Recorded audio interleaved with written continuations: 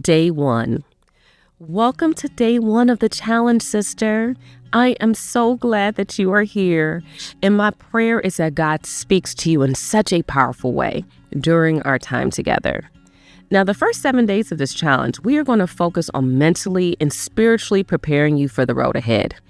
I know how it feels to start a ministry that's not within the walls of the church. I know how you might have fears and questions and all these challenges ahead of you. You might not have the support you need. All those things can make it difficult to start this ministry. But I want you to think of me as your sister who is journeying with you each and every day, cheering you on, saying, "You got this, sis. Don't give up. This is what you can do. This is how you can handle it. Let's equip ourselves and let's move forward and answer the call that God has put on your heart." And so we in it together, girl. If you stick with it, then I got you. Now, it's extremely important that you remember to approach each day of the challenge prayerfully, asking God to give you a unique revelation regarding how each of the devotional topics, how they apply to you. And before you engage in the challenge each day, I want you to find a quiet place to center yourself.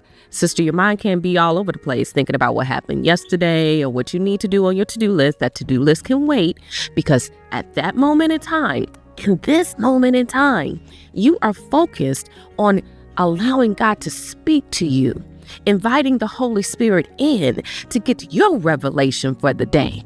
So nothing is more important in this moment than what we are doing right here, right now. All right, so now that we got that out the way, I need you to hear my voice loud and clear. Are you ready for what I'm about to say? Okay, you sure you're ready? All right. Sister, you are called. That's it. We can end right there, but we're not. Just joking. But I need you to hear me when I say, sister, you are called. And I know for some of us, we have been fighting that call for too long. God's been nudging at our hearts and we're just like, oh, I don't know if I'm ready, or, oh, I'm not sure, or excuses, or people, or life be life and all the stuff. But I need you to understand that you are here in this moment, not by some happenstance. It's not just you finding me on the internet or a friend inviting you. No, God is saying it is time, sister. It has been time. But regardless of where you are on your ministry journey, whether you are just getting started or you're a seasoned saint who's been serving in the church for 20, 30 plus years, you are listening to this challenge because you know that there is more. But what does more look like? Well, for some of us, when we think of more, we might say more money or more flexibility. You fill in a blank. I'm not talking about that more, though. I'm talking about the more that is something that you can't put a price on. It's that fulfillment. It's that knowing that we are becoming the best version of ourselves. It's us utilizing our God-given gifts in a meaningful way that allows for us to manifest our purpose and make an imprint, a forever impact on this world. That is the more that we are looking for. And for you, a significant piece of that fulfillment, that more, is going to come from you, my sister, answering the call to ministry. But here comes another question. What does ministry look like for me? Well, in its simplistic form, ministry means to serve. Ministry indicates service to God and to others on Christ's behalf. And ministry is not just limited to church leadership. Ministry has no walls, nor does it fit in this little box that we try to put it in. Ministry, yes, can be conducted on Sunday, but it can also be conducted on the streets on Friday night, outside the local recreation center. Ministry can be done in the boardroom. Ministry can be done in the local coffee shop or halfway across the world.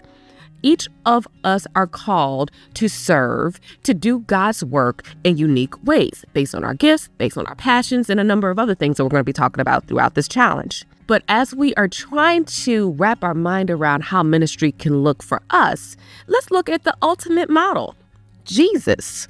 When we reflect on the 3 years that Jesus was in public ministry, his ministry was on the move. He went to the people. He traveled to places that no one else would go. He hung out with people who were considered, quote unquote, beneath or unclean by religious leaders. Jesus was focused much more on his mission than the method in which he did ministry. In other words, he didn't ascribe to a certain way of doing ministry. So, when we accepted Christ into our lives and made a decision not only to believe, but to serve as disciples, we also have to adopt that mindset of we're focused on mission, not just the method in which we do ministry.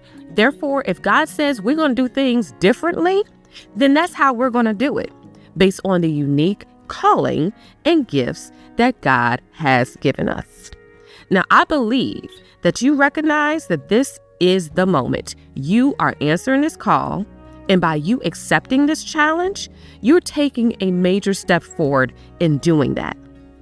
My task here for the next 21 days is to help you not only to answer the call, but to draw closer to God and to blow the dust off the unique gifts and visions that God has given you to help you to live a life of purpose, fulfillment, and impact.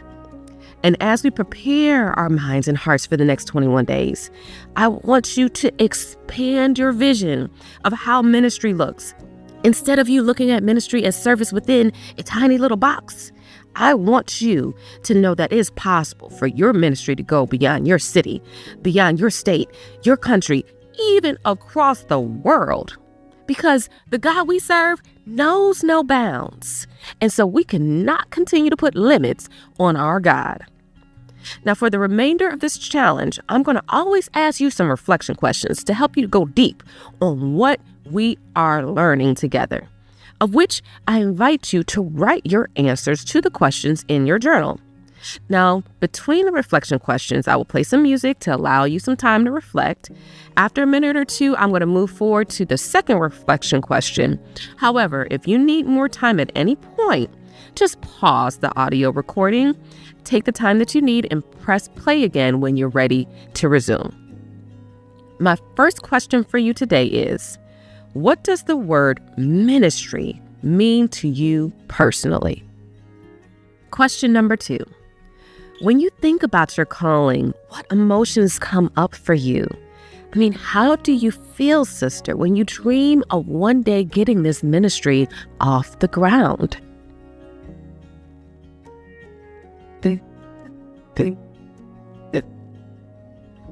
Now, as we prepare to close, I will always invite you to say a faith affirmation, a mantra, a confession of your faith to seal everything that we've explored together. I invite you to say these words with me in this moment. God has a unique calling on my life. I am excited to answer the call and believe that God will do a transformative work through me to leave a legacy on this world. One more time together. God has a unique calling on my life. I'm excited to answer the call and believe that God will do a transformative work through me to leave a legacy on this world. Amen. That concludes our time together today, sister. I am on 10 about the next 20 days that we have together. Take some time to reflect on the questions that we just talked about today. And I will see you tomorrow, same time, same channel. But now you go forth in faith, boldness, and confidence as you continue to seek God for wisdom and clarity on your ministry journey.